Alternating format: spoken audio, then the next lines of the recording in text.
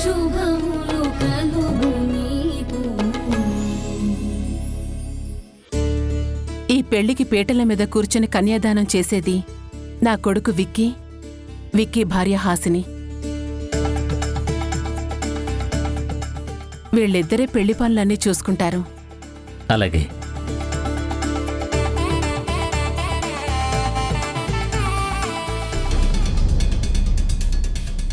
అత్తయ్య గారు, పెళ్లి కుదిరిన తర్వాత నేను చరణ్ గారితో అస్సలు మాట్లాడలేదు. ఒకసారి నేను ఆయన్ని పలకరించొస్తాను, మీరు మాట్లాడుతూ ఉండండి. అది ఇప్పుడెందుకు హాసిని? పర్వాలేదు, మాట్లాడివ్వండి. మా వాడిప్పుడు మీ కల్లుడవుతున్నాడేమో గాని వాళ్ళకి ఎప్పటినుంచో స్నేహితుడు. మాట్లాడివ్వండి, పర్వాలేదు. నువ్వు వెళ్ళి మాట్లాడమ్మా. అత్తయ్య గారు,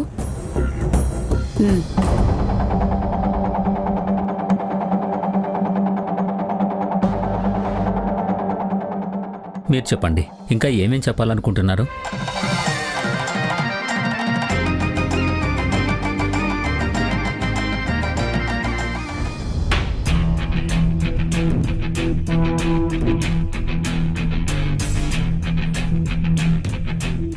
చరణ్ గారు,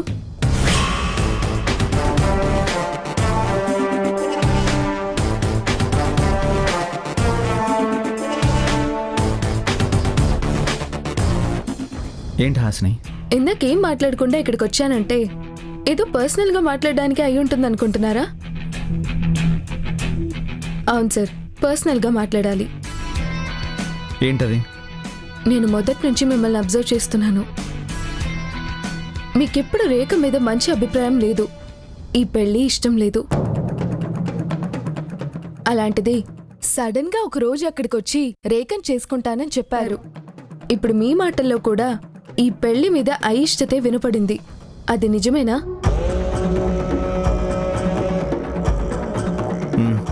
నిజమే. మరి ఇష్టం లేని ఈ పెళ్లి ఎందుకు చేసుకుంటున్నారు? నేను ఈ పెళ్లికి వ్యతిరేకమై ఈ ప్రశ్న అడగట్లేదు. రేఖతో మీ పెళ్లి జరగాలని ఆ ఇంటి మనిషిగా నేను కోరుకుంటున్నాను. కానీ నా డౌట్ క్లియర్ చేసుకోవాలని అడుగుతున్నాను. ఎందుకు ఒప్పుకున్నారు ఈ పెళ్లికి? దానికి 2 రీజన్స్. రెండా? ఏంటి? ఒకటి వారాహి, మా అక్క. రెండోది నువ్వు.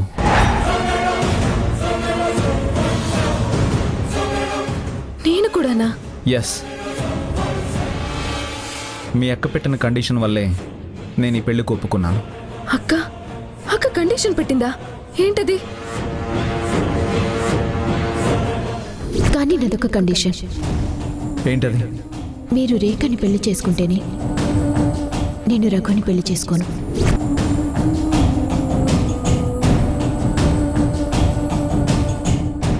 మీ అక్క నీ జీవితం బాగుండాలని, తను ప్రేమించిన నన్ను కాదని వేరే వాడిని చేసుకోవడానికి ఒప్పుకుంది. నేను తన ఆశను గౌరవించి నాకిష్టం లేని రేఖను చేసుకుంటే నీ జీవితం బాగుంటుందని ఈ పెళ్లికి ఒప్పుకున్నాను.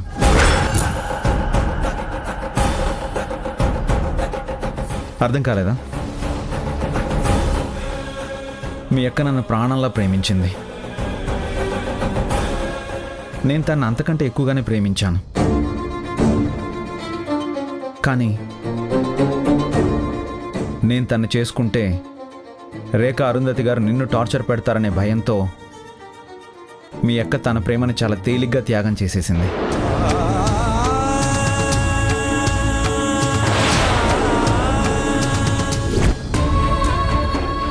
నా వల్ల కూడా ఈ ఇంటి మనుషుల్లో చాలా డిస్టర్బెన్సెస్ వచ్చాయి. అందుకే ఇప్పుడు రఘు గారితో పెళ్లి కొప్పుకొని వాటిని దూరం చేస్తున్నాను. ప్లీజ్ హాసిని, నువ్వు కూడా విడాకులు తీసుకోవద్దు. ఈ పెళ్లి పెద్దగా వచ్చేసావు కదా, నిజమైన ప్రేమకి అర్థం ప్రేమించిన వాళ్ళని గౌరవించడం అని నాకు అర్థమైంది. అందుకే వారాహిని మనసులో నుంచి తీసేయలేక బాధని భరిస్తూనే పెళ్లికి తల ఊపాను. ఈ పెళ్లి జరిగితే నీ భర్తతో నువ్వు హ్యాపీగా ఉంటావు, రేఖ హ్యాపీగా ఉంటుంది. కానీ నేను సరే, నా సంగతి పక్కన పెట్టాయి. వారాహి, మరి వారాహి పరిస్థితి ఏంటి? నిజంగా తను ఇష్టం లేని ఆ పెళ్లి చేసుకుంటుందా? ఇష్టపడ్డ వాడిని వేరే వాడికి ఇచ్చేసి తను సంతోషంగా బతకగలుగుతుందా? నిన్ను బలవంతంగా ఒప్పించి అత్తారింటికి పంపిస్తే నీ జీవితం ఆటోమేటిక్గా బాగుంటుందని అప్పుడు నిన్ను ఆ ఇంటికి పంపేసింది. కానీ తన ప్రేమని, తన జీవితాన్ని బలిస్తేనే నీ జీవితం బాగవుతుందని ఇప్పుడు ఇంత పెద్ద త్యాగం చేస్తుంది. ఎవరు చెప్పారో కానీ మంచోళ్ళందరికీ మంచి జరుగుతుందని ఓ పిచ్చి తీరి చెప్పారు.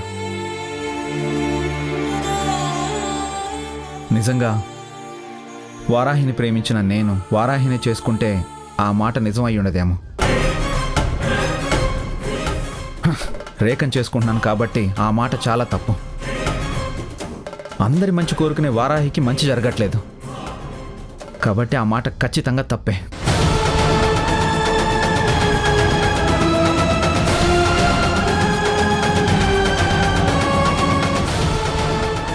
లేదు, మంచి వాళ్ళకి ఖచ్చితంగా మంచి జరుగుతుంది. ముందు చెడు జరుగుతుందని అనిపిస్తుంది, కానీ చివరికి అది మంచి అని తెలుసుకుంటాం. ఎక్కడుంది హాసిని మంచి? రేఖ వారాహిని భయపెట్టి నన్ను లాక్కోవడంలో ఉందా మంచి? రేఖ కూడా చాలా మంచి అమ్మాయి సార్. తనకి మా మీద కోపం ఉంది కాబట్టి మీరు తన్ని అసహించుకోకండి. తనకి మీ మీద పిచ్చి ప్రేమ ఉంది. నీ మాటలు కూడా అచ్చం వారాహి మాటల్లానే ఉన్నాయి తెలుసా? రేఖ నీకు అయిన మనిషి కాబట్టి తనలో నీకు అంతా మంచితనమే కనబడుతుంది.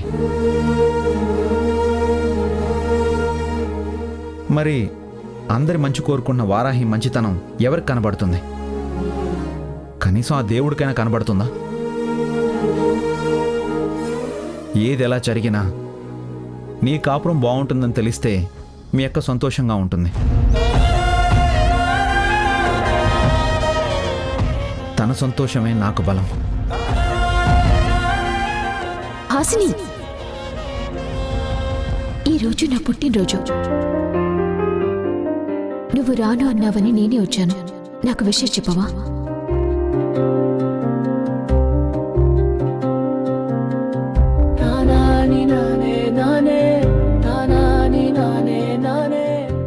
హాసిని, నాకు చాలా చాలా సంతోషంగా ఉంది మీ ఇద్దరిని ఇలా చూస్తుంటే. నీకు మీటింగ్ ఉందన్నావుగా, త్వరగా పద. ఇక్కడి నుంచి ఎంత త్వరగా వెళ్ళిపోతే అంత మంచిది.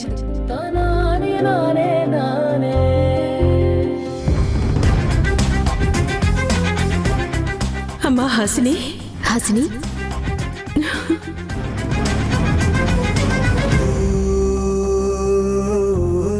ఇదిగో ఈ స్వీట్ తిను. నాకేం వద్దు.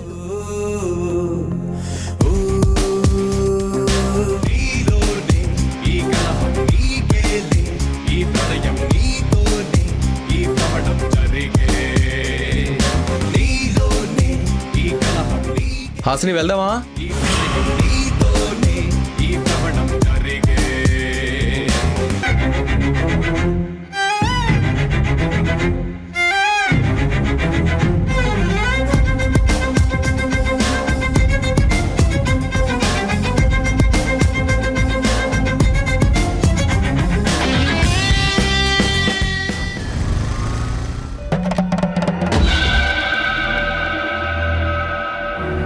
నా కొడుక్కి పెళ్లి చేయాలంటే నీ కొడుకు పెళ్లి ఆగిపోవాలి. అది జరగాలంటే నీ ఊపిరి ఆగిపోవాలి జయసింహం. తప్పదు.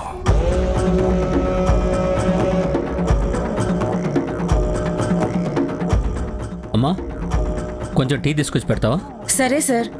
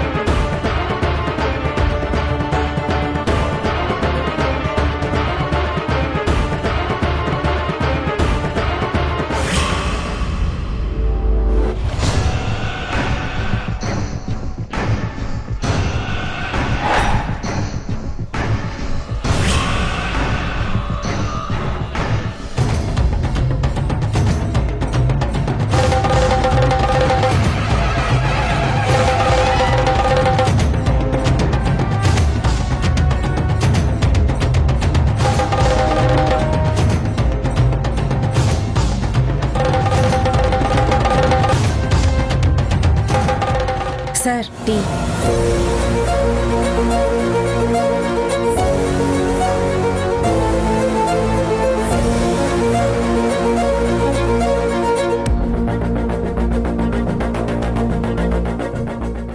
ఇప్పుడు ఆ టీ తాగితే కాసేపటికే గుండెల్లో బ్లడ్ గుండెల్లోనే గడ్డ కట్టుకుపోతుంది, గుండె స్ట్రక్ అయిపోతుంది. జయసింహ వల్ల కాడికి జంప్ అయిపోతాడు.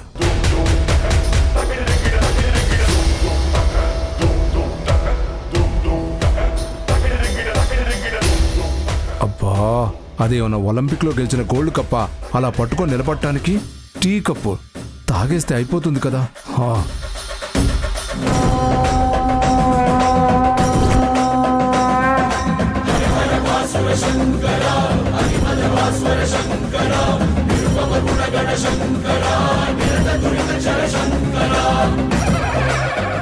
అమ్మయ్యా, ఇంకొక నిమిషం తర్వాత ఆ మనిషి ఉండడు.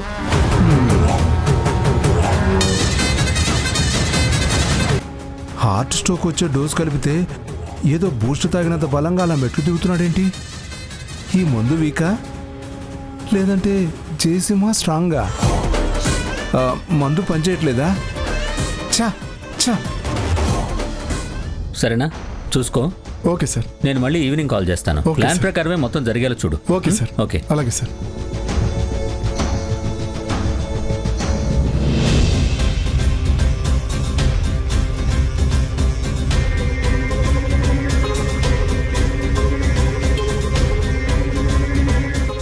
ఇలా జరిగిందేంటి? జయసింహ అలా తేలిగ్గా వెళ్ళిపోతున్నాడేంటి? వీడు బతికితే చరణకి రేఖకి పెళ్లి జరిగిపోతుంది. అలా జరగకూడదు. వీడు ఎలాగైనా చావాలి. చంపేస్తాను.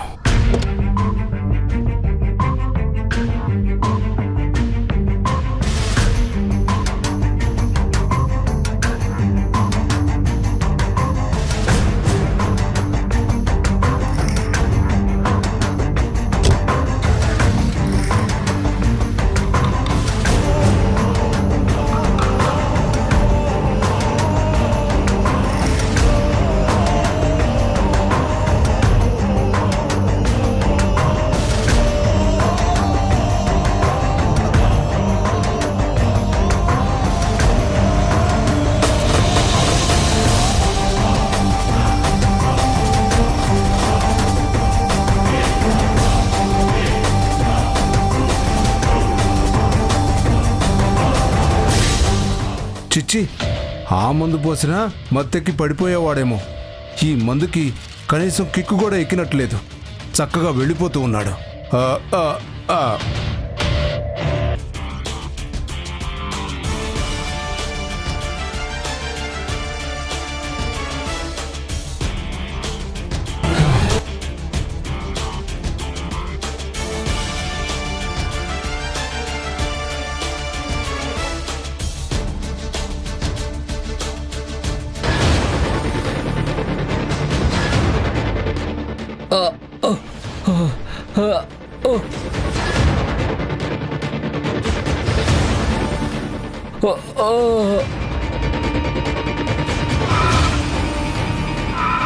Car జరుకులిస్తుంది.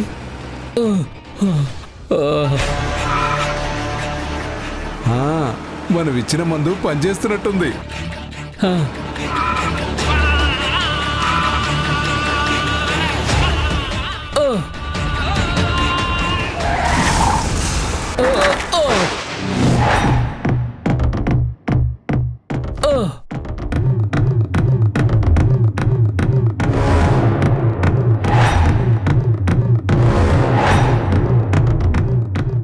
Help! Help! Help! Help! Sharan!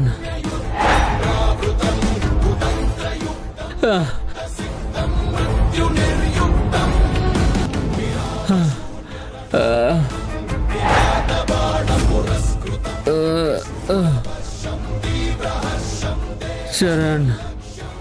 Help! Help! Help! ఆహా, పని జరిగిపోయింది. వీడి చావు నా కొడుకు పెళ్లికి పనికొస్తుంది. Charan Charan Charan help help. అయిపోయాడా లేదా? ఏవో మూలుగులు వినిపిస్తున్నాయే.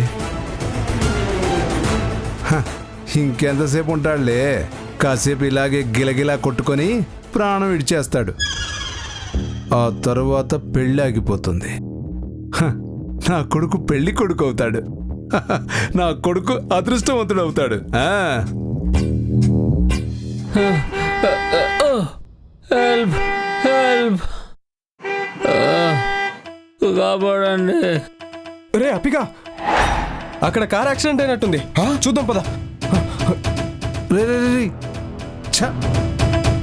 అరే, నా కొడుకు అదృష్టవంతుడు అనే మాట అనేశాను. వెంటనే దరిద్రం పట్టుకుంది. హెల్ప్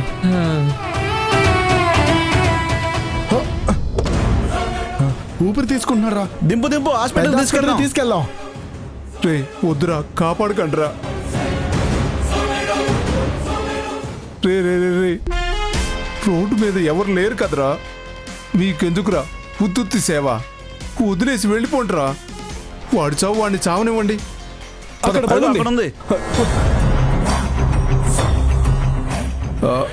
అమ్మో, వీళ్ళు ఇటే వస్తున్నారే. నన్ను సాయం పట్టమని పిలుస్తారా ఏంటి? అమ్మో, బైక్ కూడా ఇప్పుడే ట్రబుల్ ఇవ్వాలా?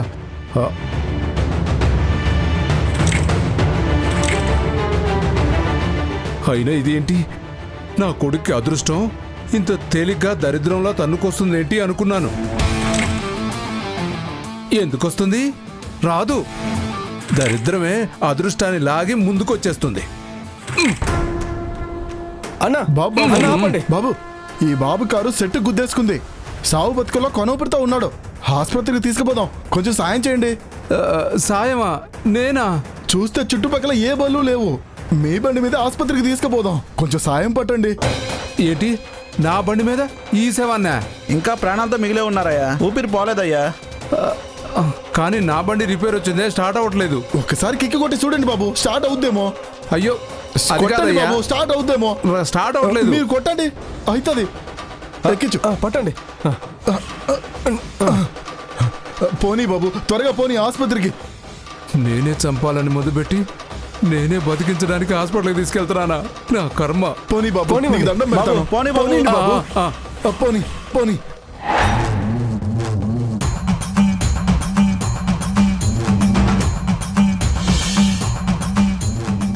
నా బండి మీద వెళ్ళి ఇక్కడికి తీసుకురావడమే ఘోరం అనుకుంటే ఇప్పుడు ఇలా పక్కనే ఉండి ఆపరేషన్ థియేటర్ వరకు తీసుకెళ్లడం ఇంకా దారుణం. కర్మ కర్మ.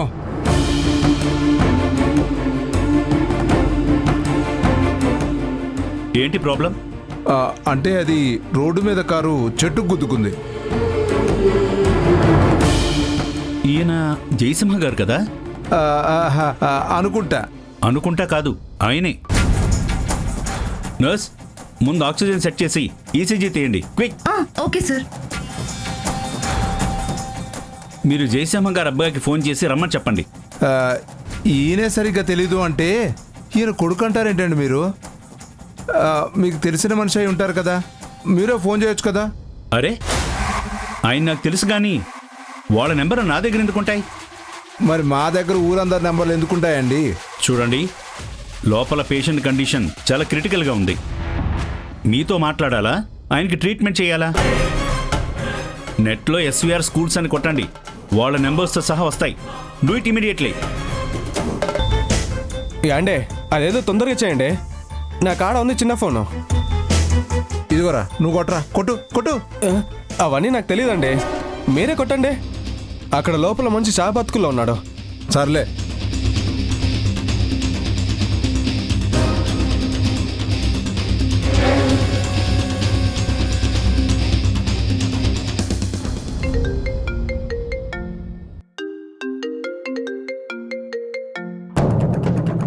హలో, ఎవరు? నేను షేక్. ఏండే, ఇక్కడ మీ నాన్నే హాస్పిటల్లో జాయిన్ చేశారండి. వాట్? నాన్నని హాస్పిటల్లో జాయిన్ చేశారా? ఎవరు మాట్లాడుతున్నారు? ఏమైంది నాన్నకి? ఏండే, మీ నాన్నకి యాక్సిడెంట్ అయిందండి.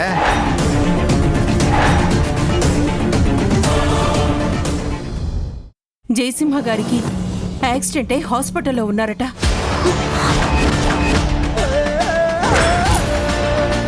చాలా సీరియస్గా ఉందంటమ్మా.